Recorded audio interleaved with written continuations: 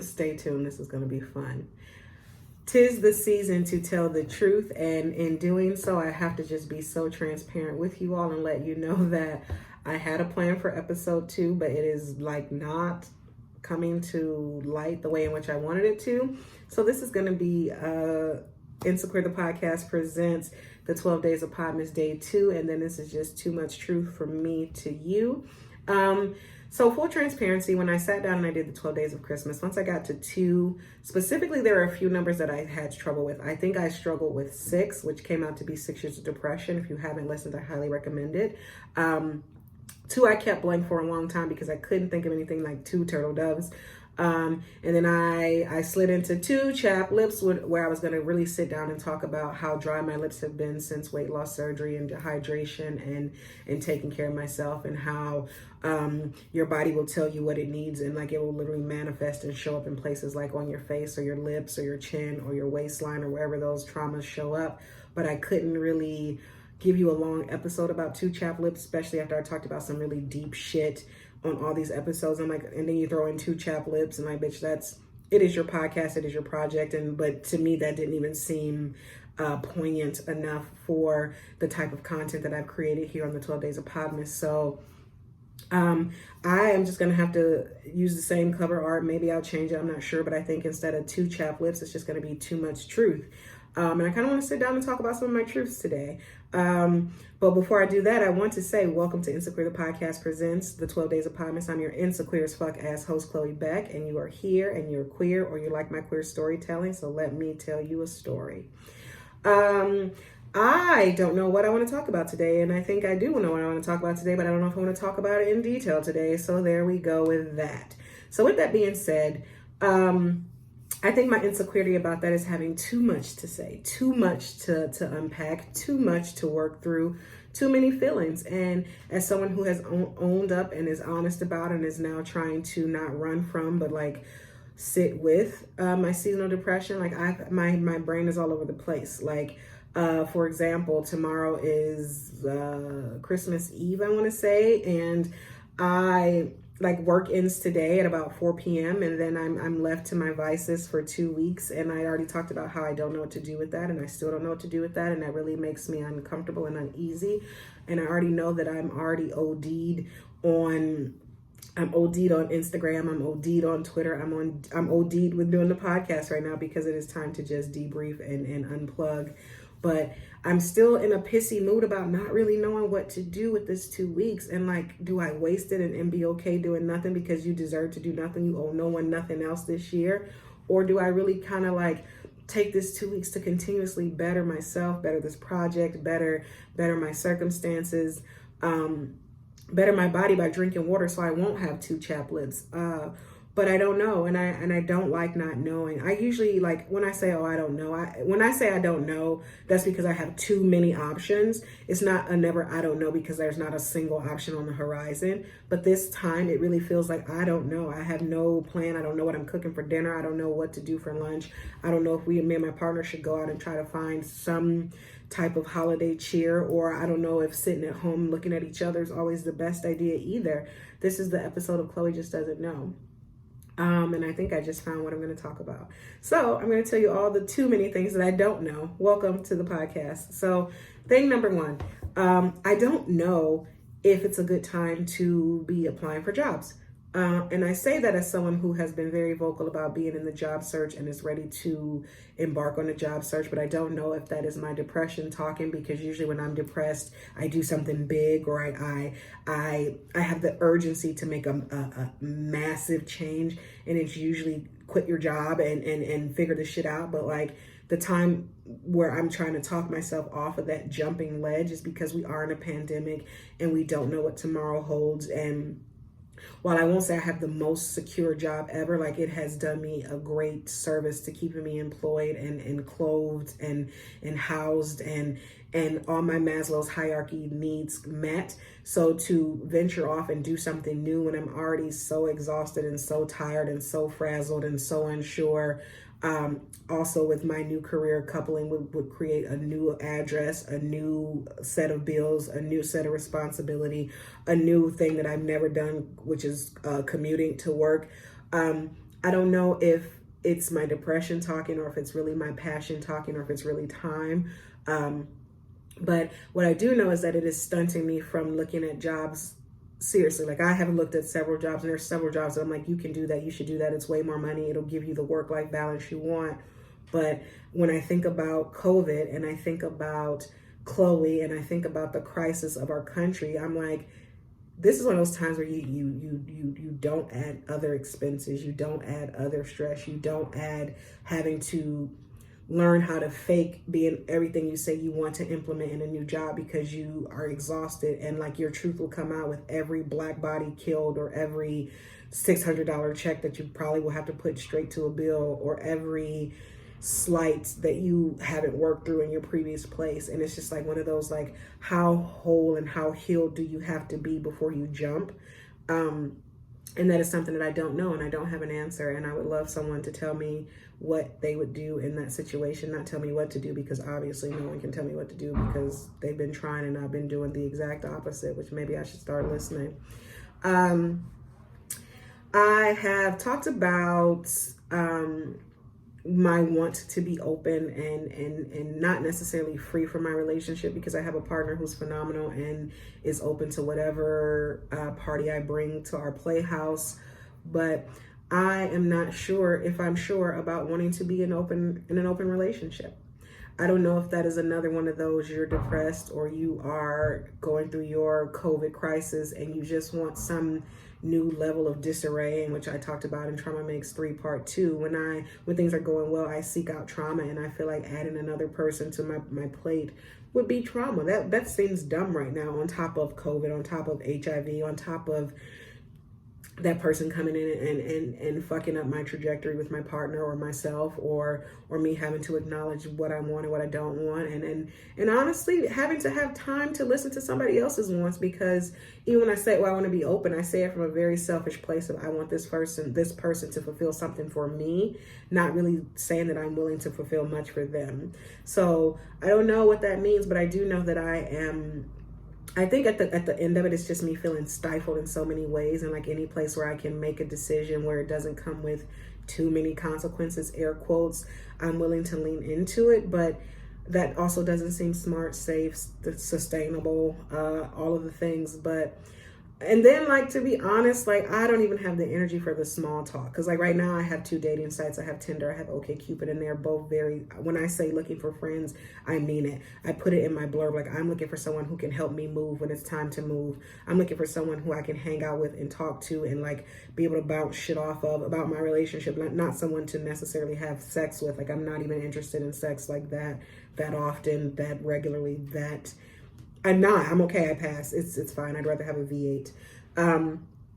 But even that, like, that is such a selfish, one-sided thing, because when I shoot my shot with these people who I'm like, you look like a cool person I want to be friends with, I don't have time to talk about, I don't want to do small talk. Like, I really just want a built-in buddy who can, if I could upload all that precursor shit and, like, hey, you read this, you get back to me. If you agree, sign here, like Cynthia Bailey and Nene Leakes, then we'll be best friends, great. But like the time and the attention and the detail and the honesty and the commitment, and we talked about my 5 failed friendships and how quality time is a key marker for me.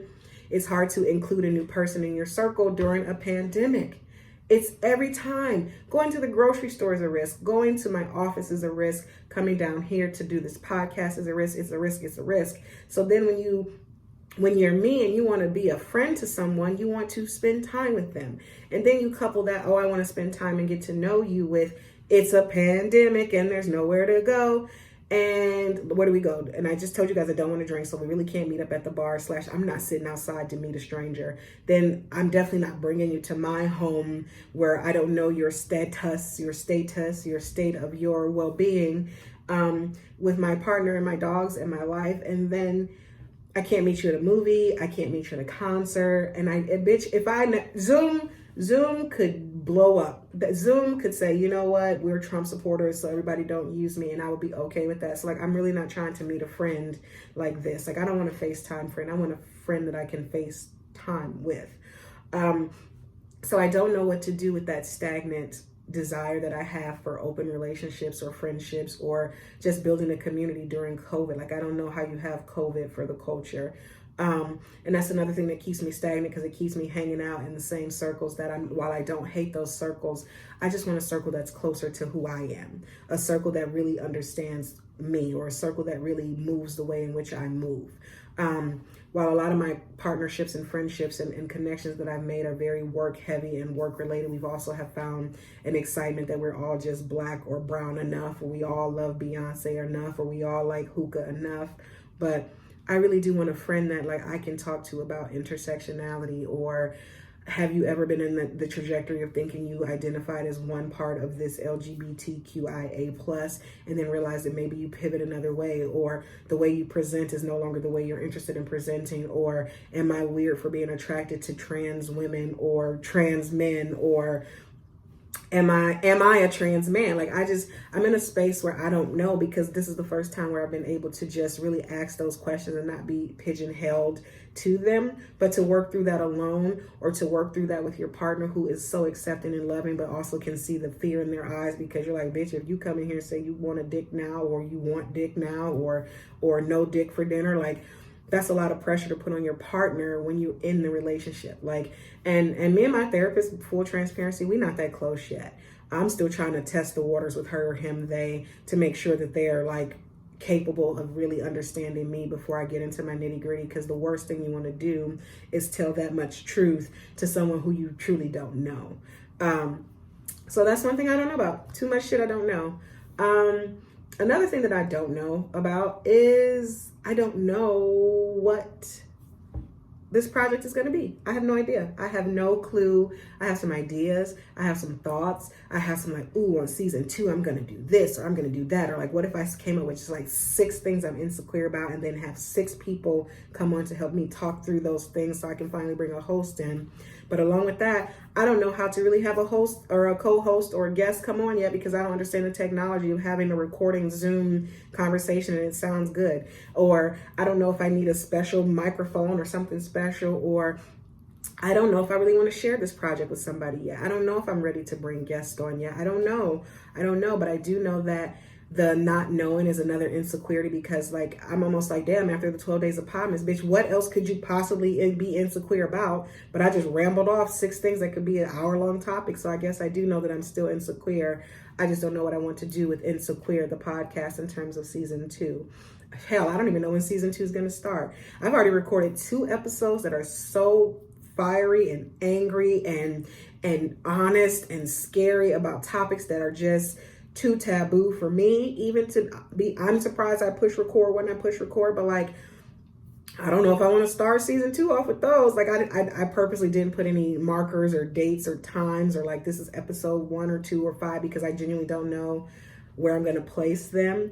But I guess I see the traction. I see you guys downloading, so I want to say thank you. What I do know is that people are listening and are entertained, or snooping, or whatever they're doing. But I do know that I'm getting the likes and the clicks and the downloads. So I applaud you and I thank you and I appreciate you. And once again, this is a perfect time for you to have a conversation with Chloe and tell me something you want me to talk about. Because while I have my own wheelhouse of things that I'm insecure about, I can talk about some shit you're insecure about and tell you what I think about it. Because I love to tell you what I think about shit, even though I don't know much. I'm a know-it-all who knows nothing at all. It's his but thy name. That's episode 3 on the podcast. You should go listen if you haven't. I don't know why I keep buying sneakers. I just finally got a pair that I am excited about. I got the Yeezy Charcoal 500s. I've always wanted the 500, and then there's another one that looks like a Mighty Morphin Power Ranger shark. It's like blue, teal, green, but it's more of that bulky, thick one. I've always gotten the 350s, the 350 V2s. I got one of the newer versions that looks like a army boat shoe, like camouflage Desert Storm shoe. But this 500, I put it on and I was like, oh bitch, you have finally found your Yeezy fit. And now I'm like, well shit, now I want them in that mauve pink color. Now I want them in that sandstone pebble color. But then we just talk about the reason why we're doing this podcast as a gift for you all is because I have a shopping addiction, which did not make it to episode 3, my 3 expensive addictions. But I don't know why I keep buying them. And I think I'm done. I really think I'm done. But like the ironic part about that is that now I'm done buying sneakers, and then I finally find one that I could lean into and get all the flavors of. And now I'm like, no, just appreciate the ones you have, because along with you not wanting to add on the new responsibilities of rent and insurance and a Metro card and all this other shit, these apartments are small. They are small in New York City, and if you keep buying shit, they're literally not going to fit your shit. And then you're going to have to do the thing you said you didn't want to do, which is make a choice about what gets to stay and what gets to go. Shoes are fun. I told you why on I took 11 L's, and like, I mean, Adidas is not even an L because I bought so much. I usually am top of the line. Like, I usually get them.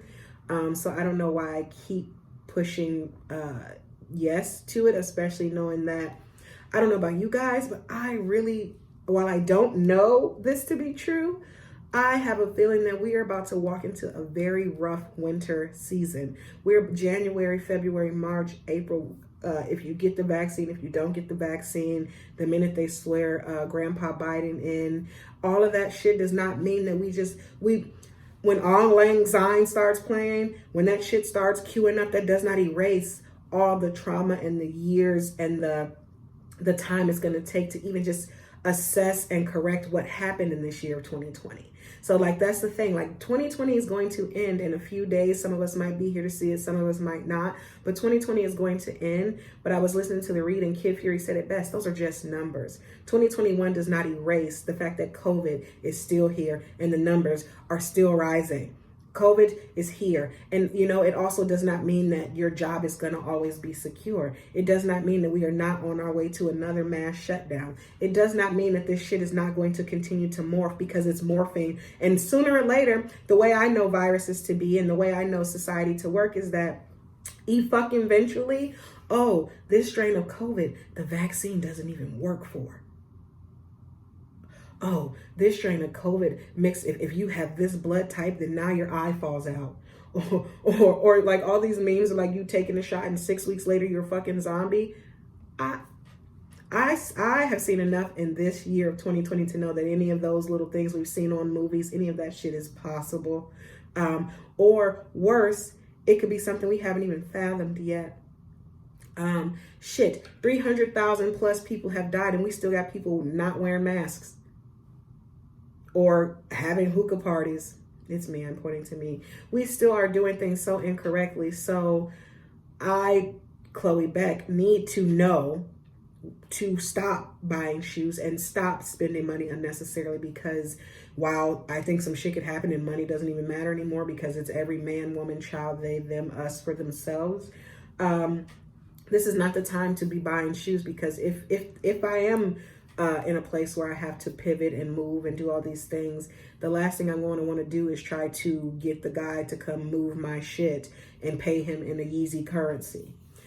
Speaking of easy currency, I don't fucking know why I'm supporting Kanye West. I do not know why I have been able to so easily separate the art from the artist with him, because I'm like, yeah, that nigga's fucked up, and good luck to him, and I'm rest in peace to his mom, Donda, because I see where that went wrong on his West Coast life. But like, the same way that I have been so like ready to cancel anybody who doesn't say Black Lives Matter or XYZ, while I do believe that he is mentally unwell, I do not believe that is fair for me to give him such a pass and keep passing him my $220, it's $239.45 plus tax. That's what it comes out with tax. I don't know why I've done that. I've bought, in this 2020 COVID year alone, I have purchased, there are 1, 2, 3, 4, at least 5 pair of Yeezys in my house that were purchased just in 2020. And as someone who is a billionaire, and as someone who cannot even come up with a billion reasons why I should keep playing record or pushing record to get me to my level of my wealth, I should not be supporting someone who does not support me or himself or his mental health. But I will say, that's a fucking comfortable shoe. There's nothing like putting on a Yeezy, and I don't care which one you get. I have some of all the flavors, and every single one of them, I feel like I'm walking on sunshine while I'm in the apocalypse of now. What else don't I know? What else doesn't Chloe know? Chloe does not know why I am obsessed with shows that do not include me, do not engage with me, do not speak to any parts of my identities. And when I speak so highly about wanting to have a life or a space or to engage with culture that is my own. I just started a show last night, and me and my partner are breezing through the season. This Kaylee Cloco show, The Flight Attendant. I'm going to have to do what I always do and say I recommend it because it is so bananas. It is so crazy. It is on HBO Max, and she's a flight attendant who is out here fucking and sucking and living her best flight attendant life until she doesn't. And then it's like a murder mystery clue shit. It's great. And then I told you guys I'm obsessed with Transparent, and while Transparent has not... Maybe I've seen 3 black extras, and even though Lena Waithe was in there playing the colored coon as fucking usual for like a scene, there's nothing about that show that feeds my soul. All it does is makes me more upset about the racial divide or the class divide, or how it seems like white people always fail up. Like the shit that they're unearthing on this show for them to just become more wealthy or more privileged or more selfish or more oblivious to their privilege is infuriating.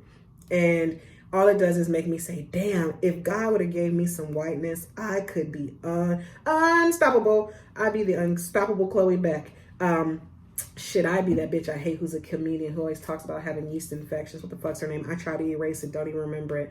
But even her, that white woman, I don't know why. This is that. I don't know why the Apollo let her come film her special at the fucking Apollo. I don't know why she got to do that. I don't know why she has a famous IGTV cooking show now. I don't know why we care about her that much, because she's not that funny. Oh, I don't like her. I can't think of her name. If you know who I'm talking about, tweet me.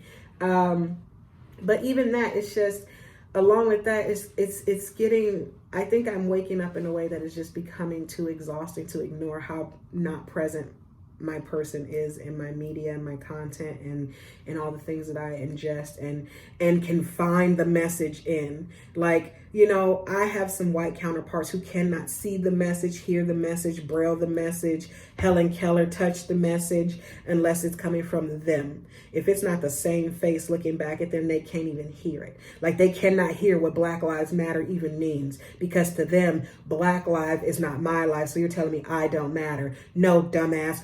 Until Black Lives Matter, no life should matter. Your life has been mattering. Your life matters so fucking much that your life matters more than my Black life, which is why we're here in this fucking problem. So I am tired of having to sift through the racism, the patriarchy, the whiteness, the heteronormative, the cisness, the faux feminist shit to hear the message, when so many other people have to get it exactly how they want it, at the room temperature, at the height, at the time, in order for them to see it. I don't know why I am so good at having to do it, but duh, I do know, because that's all I've ever had, right? But what I don't know is, I don't know why I am not working harder to find those Black and brown and queer. Specifically, I would like it to be Black and queer at the same time, not one or the other, because I'm so tired of fragmenting myself. My life is a fucking Vogue. You just gotta, what am I today? Is it Black? Is it a woman? Is it gay? Is it straight? Is it questionable? Is it smart? Is it intelligent? Is it ghetto? Is it project? Is it food? Tired.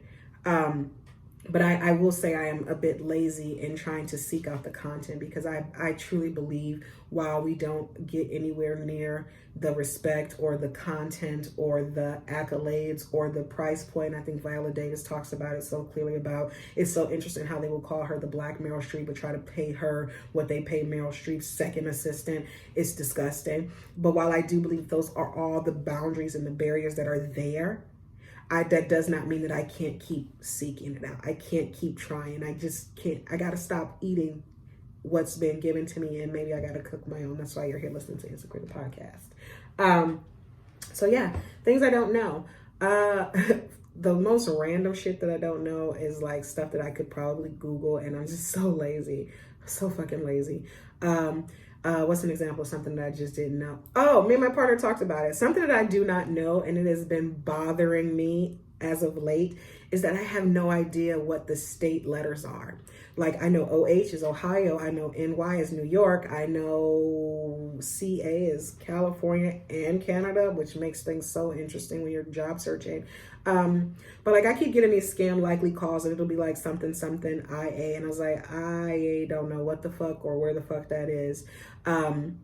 And as a 33-year-old adult who is always in this place about children and if to have them or the work it would take to train them and raise them up right, or whatever the fuck that means. The funniest shit, you don't know. I have no idea. I have no idea what the state letters are. Like, if you gave me a map and told me to fill it out, I can get you a cool 12. And while I don't think you need to know all of that, why not? Like, in a time where you just say you have nothing to do for 2 weeks, bitch, teach yourself.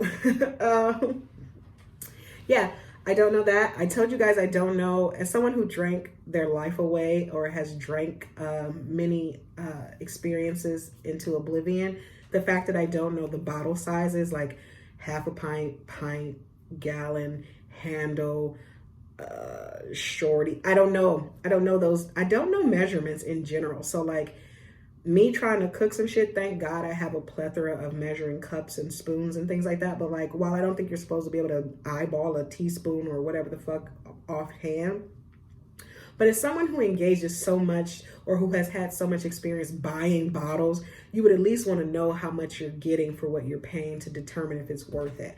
Don't know it. I don't know liters, ounces, and I blame America and our metric system and all that shit. I don't know it. Things I also don't know include, I don't know why I get so frustrated with things that I can fix. I would rather be so frustrated, pissed off about it, but I will walk right past it. I don't know why I do that, because if you are not a part of the solution, you are the biggest part of the problem. And this manifests for me in my home. Like, my partner and I are very blessed. We have accumulated a lot of things like cleaning supplies and 58 containers of Q-tips and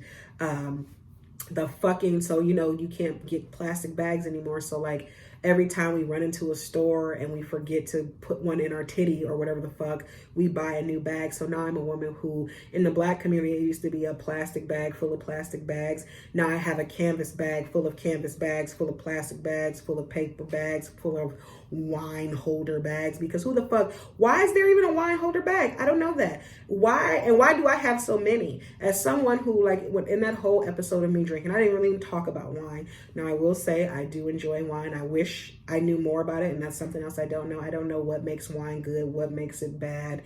I just know what tastes great, and it's usually the cheaper, whiter Moscato, Mommy, Hood Rat juice. I don't know much about wine, but what I do know is every time I go to Trader Joe's Wine, or every time I go to the wine store in my neighborhood that has become my new wine place, when you buy more than one, they offer you to buy that little 6-pack wine bag. Why do I have 5 of those? And if I know I'm going to go buy fucking wine, why don't I pick one of them up and take it with me? No one knows. These are things that Chloe doesn't know. I don't know. But I say that to say, it always comes. Those wine bags and those bags, they're usually spread all around my house on all my fucking doorknobs. I have a new pet peeve. I fucking hate shit on my doorknob. I hate it. The doorknob is for you to use, not for you to store. But on every door in my house, there's at least 2 to 3 bags, and it is pissing me off. And then when you get inside the bag, it's nothing. It's just you're too lazy to clean it out, or it becomes a place where you kind of throw stuff, because I'm living in abundance and don't even realize it, as scarce as I act. So back to that, I have too much shit, Q-tips, food, things that I'm never going to eat, never going to use, but I hoard them because one day I might need them. But those things tend to like accumulate in a corner or take over my beautiful Zen den or do things like that. And like every time I engage in those spaces, I'm angry, I'm mad, I'm irate, and then I walk right past it until today. Today, I actually cleaned one of my corners and went through and realized there was so much. It was just a corner full of nothing. Shit that you could have easily just thrown away, but in the moment, you're like, maybe. I mean, we threw away some fucking Starbucks coffee, beautiful bags of it, like 2 big full bags, never opened, that little tight press, sexy bag. The shit expired 3 years ago. I don't even drink coffee. How the fuck? How? I don't know why I hoard. I don't know why I get mad about things that I could just let them go. And if that's not a lesson hidden here in this shit, let the shit go. It's only hurting you. It's only cluttering up your space, your life, your insecurities. But along with that, like stuff like that, I don't know why it takes me so long to just do it. And like, I really live my life like I already have a cleaning service or a maid or someone who's just going to fix it. In my life currently, if I'm not the one fixing it, it won't get fixed. So I'm only mad at myself, dumbass. So something that I was talking about to a really good friend about recently is like manifesting and affirmations, and something that I don't know. Too many things I don't know. I'm trying to make the two fit, so I'm gonna just keep saying two. I do not know why it is so hard to breathe life into yourself.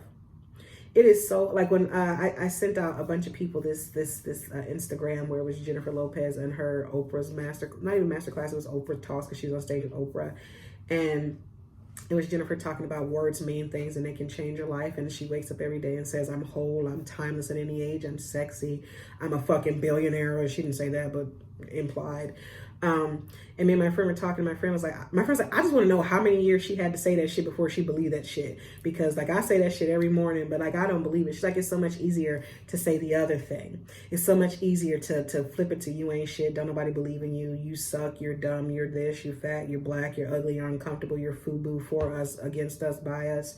And while I had great things to say about, like, I think even if Jennifer Lopez said for a fact, it took me 5 years, 4 hours, 6 days, whatever her number would be. If that was the number she gave you, that might not be the number that works for you, because on the flip side of you trying to pour life into yourself, you have to acknowledge all the years that you tried to kill your spirit with that negative talk, right? So I don't know why it's not coming so easy, because when I tell you it comes so easy to say you suck, you're fat, you're lazy, you're all these things, but to say you're talented, you're smart, you're beautiful, you're deserving, you're whole, you're employed, you're happily employed, you have work-life balance, you have your home, you have your wealth, you have everything you've already needed and more. It's so hard to say that in the morning, especially in the mornings where you don't feel like you have anything because you feel like you could get shot by breathing, or in our case, by sleeping. It's like acknowledging, like, and I told her, I was like, we have been listening to the same soundtrack our entire life. It's just in this last 6 years of social media where we're even seeing it. You can say it's okay to not be okay, or it's okay to go to therapy, or love yourself, or manifest this, or I believe that. But I even though I know all those things to be true, even when I wake up in the morning, like I told her, instead of me, what I catch myself doing, I don't necessarily catch myself saying, oh, you suck, you're shitty, you're dumb, XYZ, because we all know that your brain doesn't know, or your spirit doesn't know when you're joking. All it does is hear what you say. So I work really hard not to say anything that I don't want my spirit to hear. But there are times where I'm thinking it, and I, like, something I always say is, look at this body, or look at these titties, or look at this hair, look at this. And before I would finish it up with a complete sentence, look at this body, it's so fat, it's so sloppy, it's so this. And I just stop. I just say, look at this body. And then I let it go. Or look at this hair, and I if you have nothing nice to say, don't say anything at all. And while I don't think that's manifesting, it also is removing the damage. So pretty soon for me, this look at that body, one day I will have a positive sentence that comes out on the other side. But I'm so proud that I am able to swallow the negativity that I was going to let escape, to re-poison myself. Like, we poison ourselves with that shit. But I just wish, well, I don't want to know how many years I got to say it to believe it. I want to know why it's so hard for me to just know it, right? Like, the thing is, the crazy thing about me is that, like, I am a people pleaser, and I want people's opinions, and I want my people's opinions to be high of me. But my partner said it best. I keep referencing because I think it was genius when she said it. She's like, the way manifestation works is, how can I say I want people to leave me alone if I don't leave people alone? So that's every time you criticize somebody on social media. That's every time you criticize somebody at work. That's every time you criticize somebody at the family. That's every time you have an unnecessary opinion about something that really will not make or break your day, or change your life, or free somebody from their foolishness. So every time you throw that out, the universe is ping-ponging it back. People talk about you so much, Chloe, because you talk about people. People hate you so much, Chloe, because you hate people. People avoid you so much, Chloe, because you avoid people, you dummy. See, I just call myself a dummy, but I'm not dumb. I'm very intelligent. And that's what we say when words mean things. Like, dummy sounds funny and ha, ha, ha, and it gets to the point. But my spirit, somewhere deep down in my DNA, might think I'm a dummy because I say it so much. I'm not dumb. I do dumb things. I visit dumb land, but I'm a genius. I'm too smart, but that's not true either. You see, words mean things in real time. But I say that to say you have to continuously feed yourself what you want others to feed you. I talked about it on the boundaries episode. You have to, even if you don't believe it yet, you have to say it enough, because while you don't, think about all the terrible things you said about yourself that has manifested and has fed you and has helped you create this booming soundtrack of negativity. And now you don't even believe that stuff, but the soundtrack is so long, it's on play, it's on loop, because that is the norm. So say the shit about you that you don't believe. I am toned. I am dapper. I am employed. I have multiple streams of income. I have a voice that wants to be heard and people want to hear it. Now, while I don't believe all of that internally, the more I say it, the more I believe it. And one day it's just going to snap and it's going to be true. So that's some things I don't know. I don't know why it's so hard to do that, but I do know that it's something that needs to be done, and it's something that you should focus on. And if I have to repeat that 85 times, I will. But remember, what you want, you have to do, right? Nobody's going to do it for you. Nobody's going to go in your brain and remove all the gook and just fill it up with all the good. So me chasing y'all compliments and comments and likes and subscribes and ratings and all that shit, I got to like, subscribe, and rate myself. And bitch, when I tell you 5 stars, I do recommend. On the worst day, it's the best day you'll ever have. 5 stars. I recommend. Full-fledged. Too many things I don't know. Too many things I don't know. I don't particularly know why it's so hard to build community. I don't know why it is so hard, or why it feels like I have experienced people who will always see you as competition. I don't understand that. Especially when I can only speak for Chloe the Beck. I have gotten so good at telling people what I like about them, what I admire about them, what I think they're doing phenomenally. But some people I perceive to have been placed in a place of competition, or don't get close to, because she's going to take something of yours, or people are going to like her more, which these are things I've experienced in real time. So that's why I'm saying it. I'm not saying it from a pompous place. I'm saying it from a, wow, this is something I used to use with one of my exes. One of my exes hated being my +1. She could not stand being Chloe or where's Chloe or y'all. She wanted her own identity and her own separateness, and she wanted people to like and enjoy and rate and subscribe her as her. But when you attach yourself to Chloe, I cannot help the star that I am and how bright it shines. And I used to always say, you sound like Bobby Brown to Whitney Houston. And I was like, Bobby Brown was extremely jealous of Whitney and her success and her fame and her likability and her all the things, because he thought he was so great. But when you stand next to greatness, you have to be prepared to know that what you can be together versus what you can be in competition. So she used to always be Bobby Brown, and I was Whitney. And I was like, but don't you realize, on the flip side of you feeling like you were Bobby Brown to my Whitney, you have Whitney Houston who's in love with you. Y'all can say what the fuck y'all want to say about Jay-Z. I know I have opinions. But one thing he knows, outside of just the literal facts, that he can buy and sell Beyonce twice.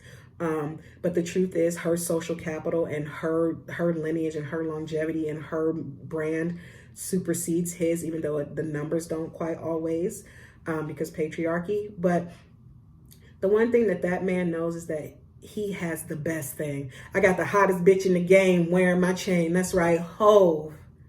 Don't you realize that the people who you engage with are a direct representation of you? So if you hanging out with the greatest bitch ever, Chloe Beck, nigga, you the greatest bitch ever because you hanging out with Chloe Beck. On top of, Chloe Beck is looking at you like you're the greatest thing, because Chloe Beck just told you she struggles to see how great she is. So while I appreciate and love that people see my greatness so much so that it's offensive, that it's something that you need to close yourself off to or damage in conversation, realize that people want you, like you, admire you, but also I'm not going to be mad that my haters want to hate, because that means I'm doing something right? Like, if y'all not talking, then what's the point? But it sucks because I have engaged with and seen some amazing queer content creators or queer podcasters or queer people who, if we got together and became a queer collective, nigga, the game would change. The game would change, but we can't do that because somebody's got to be Beyonce. And what I tell you hoes all the time, as much as I think I'm the Oprah, as much as I'm the Beyonce of my life, I am very comfortable being Michelle. I am very comfortable being Kelly. Kelly, sign me up. If you want to talk about a bitch who's made it, I'll be Gayle King to any one of you hoes Oprah. Sign me all the way up. Matter of fact, I'll be Stedman. I ain't got to work that hard because Gayle still got a job. Gayle's still out here slanging things. I'll gladly consult on the side and just be smiling in the pictures. You know, or I'll be Farnsworth Bentley. I won't be Mace. Now, I won't go that low because he played them niggas. But like, imagine being Jada Pinkett right now. Shit, she's probably the least wealthy in her family. Shit, her mother gaining on her. Check the stats. I don't know, but it felt right. But it's so sad to me that like, because we are still, and it all starts up here at the top. I talk about it all the time. It all starts from white heteronormative patriarchy. And then they tell us we're only going to take one of you. So here we go in the barrel. It's me, no, bitch, it's me, no, bitch, it's me. But if it's us, we can eat it. We can eat it. We can eat it. We can eat it. But we got to see it and believe it. So the only thing that I can do is control what I control. But like, I don't know why I feel like I'm the only one willing to really lean in or really try to forge a way where we all can make it. I don't know why it's so hard. But that's just one of the many things I don't know. I don't know. Do you? Shit, tell me. Put it in the comments. Write it. Tweet it. Text it. What else don't I know? I don't know. I don't know where I'm going to end up. I have been teetering between a few places and a few things. And I've been listening to myself and realizing that when you come to specificity and what the universe will give you, you have to know what you want so it can give you that. And when I think about the whole job and changing and doing things, and I teeter between, do I leave New York? Do I stay? I love it here. I love New York City so much. I want to die here, be buried here. I want a statue here. I want my name on a building here. I want my name on a marquee here. I deserve a billboard in fucking Times Square here. I love New York. New York is, I really am a fat, black, gay Mary Tyler Moore when I walk around this city. I fucking love it. But I do know, caveat, I love it because I'm very privileged in how I got to experience it. I just told you I don't commute to work, don't pay rent, don't do this, live very comfortably, can't afford, to buy all these dumbass shoes that I probably never will wear. But so now that I am in that place where it's like, oh, you're trying to live in New York, but you're trying to live in New York and do the New York shit of probably having to move and have a walk up and a super and shit not work and just like the nitty gritty, the hustle of New York. Like, I get nervous about that because I'm like, ooh, sometimes I'm like, maybe I should leave New York while I still love it and then come back when I can afford to love it in a way where I don't have to fall into the rat race, the shitty parts of New York. I tell myself that you being scared of a good challenge that you probably can murder, probably already murdering. And like, why do you have to leave the place you love so much just to come back?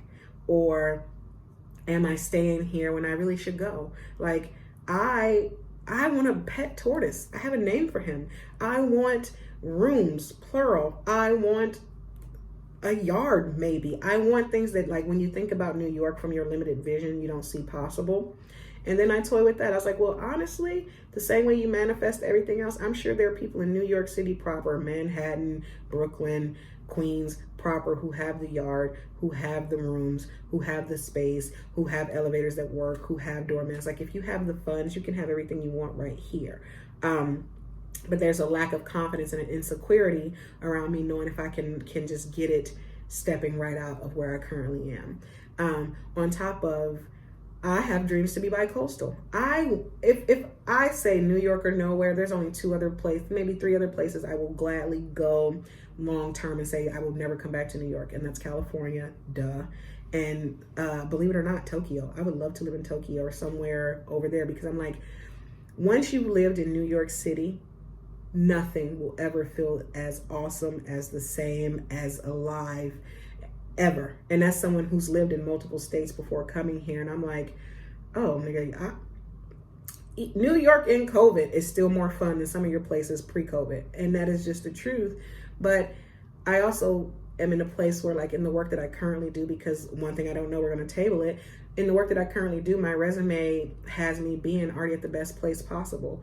Well, maybe not the best job at the best place possible, but like there's not a lot of places that can afford me now that I've experienced what I've experienced where I currently live and work. So then it's like, what is the job market like in New York City proper? Like, I don't want to have 3 or 4 jobs to live this life that I'm already living with this one job. You know, I don't know what I don't know. And then, like, the other part of what I don't know is I don't really know how to market myself to really help me pivot to this other industry. I say it every episode.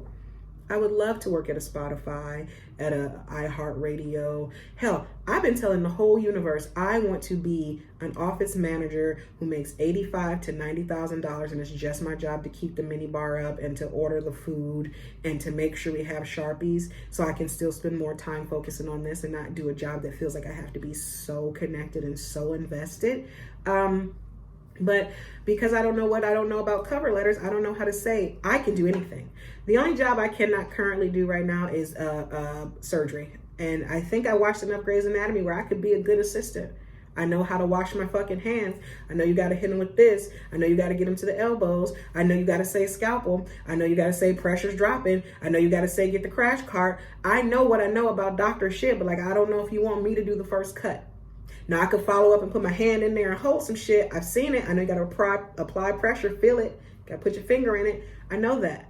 I know how to help a nigga get a bomb out of his cavity. I know that. I watched it. I seen it. Give me a big pen, a crystal blue one specifically. Trank you. I can save your fucking life. I can do anything. But the truth is, it's not about what you can do. It's more so about who you know. And even if it's not about who you know, it's definitely about what you can prove. Now, I don't know how to prove that you should hire me for Vice. I don't know how to prove that I belong at BuzzFeed or Facebook or Google. I don't know, but I do know that if I could spend 1 hour with any of those people who are in the hiring place, if I could rub the right elbow with the right guy, I'm hired.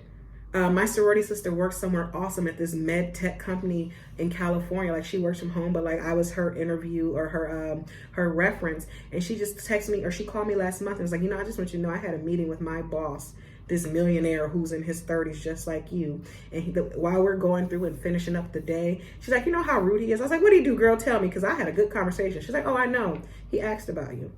He's like, if there's anything that he can do to help you, let him know. He's like, he knows our current job is not for you, but he's like, you deserve so much more than you're getting, and you can do great things. And that's all because and this is what I talk about when I talk about the queer community who we are crabs in the barrel and don't want to connect. I was given a raving interview or a reference for her. I didn't ask not a single thing about me.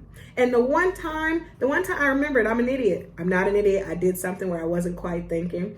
He said, and tell me about you. What do you do? I was like, oh, I'm a people person. I'm an in-person person. I'm a this person. Like, dumb word choice, because we're in the middle of a pandemic. You need to sell yourself as someone who can do all that connecting and community from a distance. But whatever I said was enough for this millionaire to reach out to his new employee, because she got the job, because I will give you a great reference, because I care and I want everybody to win. He told her, tell Chloe that I am rooting for her, and if there's anything I could ever do, I will do it. So I say that to say, I know for a fact, if I sat with the right exec at HBO, CBS, CNN, even Hulu, even though I fucking hate Hulu because of what they did to another episode, was episode 9, representation, Hulu hell, cancel culture. I highly recommend you listen. I know that my elevator pitch is flawless, but I need to learn how to pitch it to a piece of paper so I can submit it to these dumbass search engines who could never see me or know me or feel my charisma or my energy or my excitement, because they're literally just looking for keywords. And right now I don't have the keywords that says I'm a producer, director, content creator, still so gross, excuse me, music composer. I'll write you a song if you want me to. To make you laugh, I'll be a fool for you. That's Aretha Franklin, but it's true. That is me. But I just don't know how to sell that yet. That's a word you need to add. And that's something that I learned from my friend who were talking about affirmations. And you guys should follow her. She has an Instagram called Fat Kid Chronicles, PHAT Kid Chronicles. I'll link it below. And she's talking about weight loss and working out and how to do it as someone who acknowledges your weight and like not trying to fit into what social media tells you a workout should be or how you should look or all those things. I think she's doing great work. She's just started it, but I know it's going great places. It's just one of those things. And like, I just shot at her. I don't even know what the fuck I was talking about, but she talked to me about Yet. So we were having a conversation where I was interviewing her and this whole, I can't do this, I can't do that, I can't fit this, I can't fit that. And something that I should have said in a few episodes about all the clothes and the dreams and things I have, I think it was my 3 expensive addictions. I can't fit the clothes yet. I don't know how to sell myself yet. I'm not hired in multiple places consulting and being a producer and a director and a writer and an executive yet, right? Yet. I don't know how to do it yet. But I'm living in that yet because yet is almost here. And once the yet is here, I'm looking for my next set of yets. So yeah, things I don't know. There's so many things I don't really know, but I could talk about them all day. Honestly, one of the ones I really don't know, because I seem so confident, right? Like I seem like I know what I'm talking about, or I seem like I'm full of myself, or I seem, whatever you want to subscribe or ascribe to me. I don't know why I have so many insecurities. I don't know why I've opened this door to them, because I, for a long time, did not have that verbiage to say I'm insecure. I'll say it for this sake. I don't know how to say I'm insecure. I didn't know how to own it. And let alone, like, if you don't say it, it's literally like the same thing, like if you're calling yourself dumb, like if you don't say you're insecure, your body will not believe that you're insecure, or you won't even say it enough for you to really engage with it, even though you feel it deep down. But now that I have chosen my truth, or chosen to share my truth, or chosen to assess my truth, I did not realize how many things I am actually insecure about. I didn't realize that there were so many things. Here I am thinking, oh, weight, oh, work, oh, relationship. Bitch, those are the easy 3. I'm insecure about why my nose keeps running on YouTube. Like, you guys keep seeing me wiping my nose ring, and I know it's because we wear this mask, and something I don't know why they don't tell you postnasal drip happens in these fucking masks. For fucking 5 months of COVID, I thought I had COVID, but no one told me, duh, the air that you breathe out is all this toxic shit that's not supposed to breathe out. But when you have a mask on, especially a thick mask, because you don't really know what the fuck mask you're supposed to wear because they don't really teach you, you're breathing in shit that you're supposed to be letting out, and that's why you will get the postnasal drip. I didn't know that. But now that I do know that, and it's something that we're not talking about, I'm like, is it only me? Am I the only bitch with a runny nose with these masks on? I'm the only bitch who gotta flick it. Which is so gross during a pandemic. Oh my God. But like, I don't know. I didn't know. I'm so insecure. I'm insecure about so many things. And I didn't know. I'm insecure about my lips, which, remember, this episode is supposed to be about 2 chapped lips. Look at them. For those of you on YouTube, look at them. Chibbity chapped. I don't know. I do know why. Today, I didn't drink any water today. Didn't eat today. Didn't do any of the things. I don't know why I didn't do those things, because I love myself and I care about myself and I know I need those things, but I don't know why I chose to come here and do this, or clean my apartment for an extra 3 hours, or do all this extra shit that wasn't on my agenda before I had a sip of water. Why would I do that? I don't know. Do you? DM me. And I think I'm going to wrap it up with my last I don't know, because I think I could probably do another iteration of what I don't know. Too many things I don't know. The last thing I don't know, I will say, the last thing that I don't know for today, I don't know why it feels so good to be honest about what you don't know.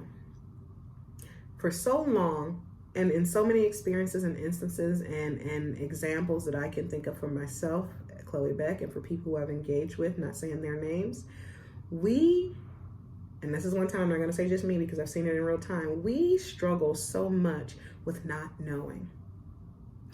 And most of the people that I'm thinking about are people who are ethnically not white, hetero, cis, man, all the things. So of course it's patriarchy somewhere in there. But the crazy thing is, like, I know you can't say you don't know in front of your white boss. I know it's not a good idea to say you don't know in front of your white colleagues. I know it's a terrible idea to say you don't know to somebody who you supervise, because, bitch, you will never hear the end of that or feel like you ever mattered ever again. If you don't know one thing, they have counted you out like, bitch, you don't know nothing. You are officially dumb. You are officially dumb. So I know why we do it in those spaces. But once again, when you are, every time I say it, I already have an answer. But in community, I think it's unfortunate that with someone who you should be the most comfortable, confident, secure in community with, you still can't say you don't know.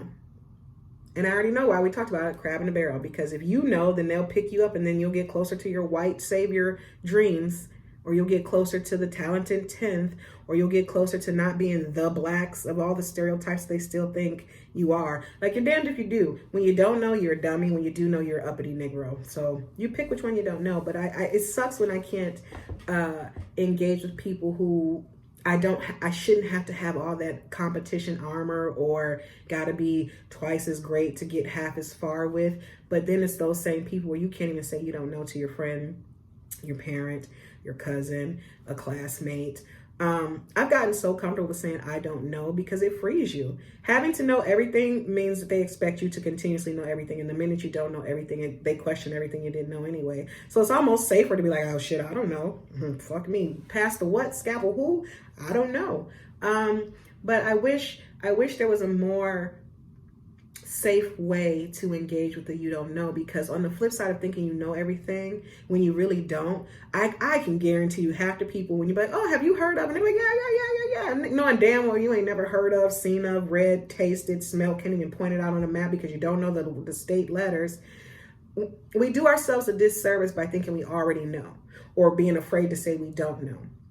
There are so many things right now that I don't know how to do in terms of editing and podcasting and content creating and marketing and things like that, because I was scared to say I didn't know to people who looked at me like I knew everything.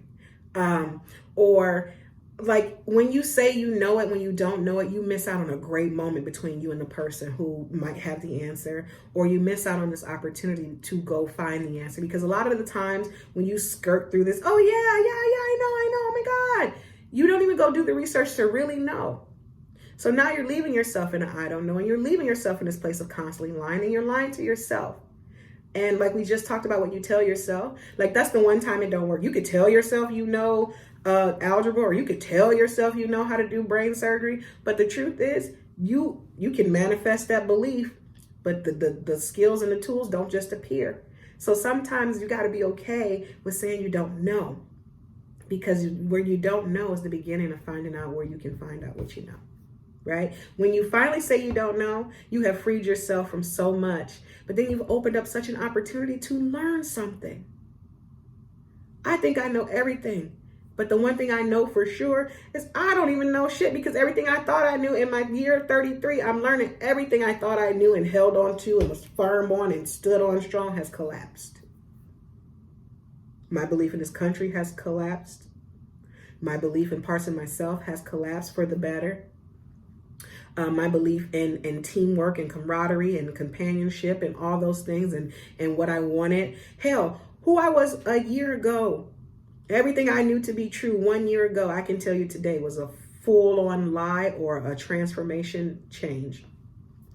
So be okay with what you don't know. Shit, I am. I just rambled on for 58, 22, 23, 24. I'm just fucking with you.